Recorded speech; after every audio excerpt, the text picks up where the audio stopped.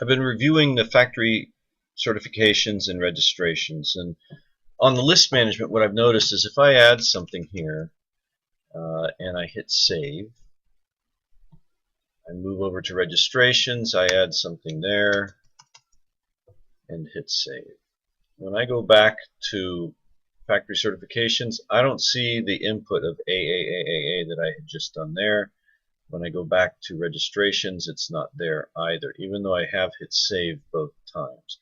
What I essentially have to do is basically click this again, and then when I come back to the certifications, I'm seeing it. Now that's a little confusing, so I'm hoping that once I hit save and I'm going through these lists, that I'm able to come back and see what changes have been made, so that I am sure what I have entered is either showing up or is deleted properly.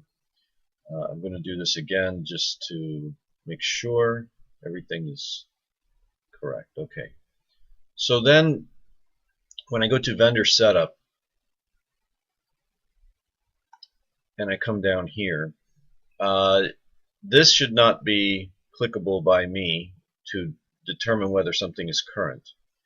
I think what well, I know what it should be is it should be comparing these dates and determining today's date. Just if today's date is compared to this, and today's date is before the next audit is due, then the audit is current. And I had explained that here. If today's date is between last audit pass and next audit due, then current box is checked. Basically, it's just looking at that next audit date and saying, is today's date before that? Yes, okay, it's current. Same thing with these renewals, comparing to today's date as I had put here, and this really says last renewal and renewal due.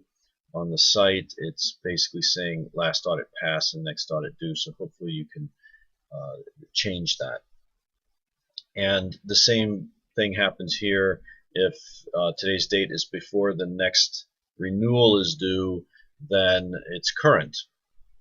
So how does this really work for us?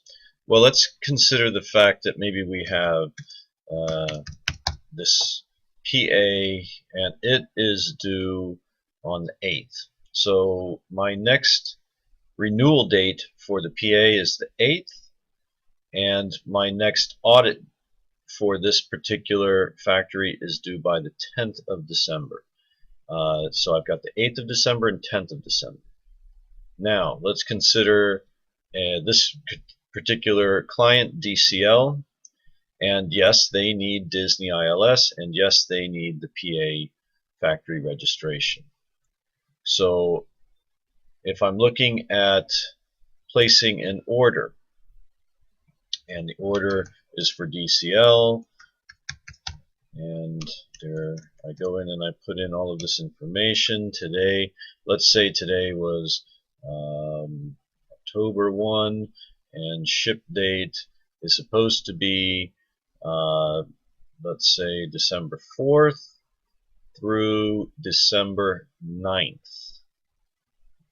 Now the system, when I'm looking at this audit status, which I think we should change to factory status, but audit status is going to be looking at that cancel date and comparing it to all of the registrations that are required here under the factory. And if my cancel date is 12/9, then it is beyond this date that's required. The PA is required for that client. It's beyond that. So under the order inquiry, this is going to light up and give me a red flag to tell me that something will not be compliant at the time of shipment, always comparing to that cancel date that's input into the system. So that's what this needs to do, and we can change this to say factory status, and that way we're considering both the certifications, which are the audits, and the state registrations. The reason I have audit or now factory status here under each item is because a client may order items that are shipped from different factories. It's rare, but it does occur. That's why I need to keep it down here instead of at the order level up here on the blue line.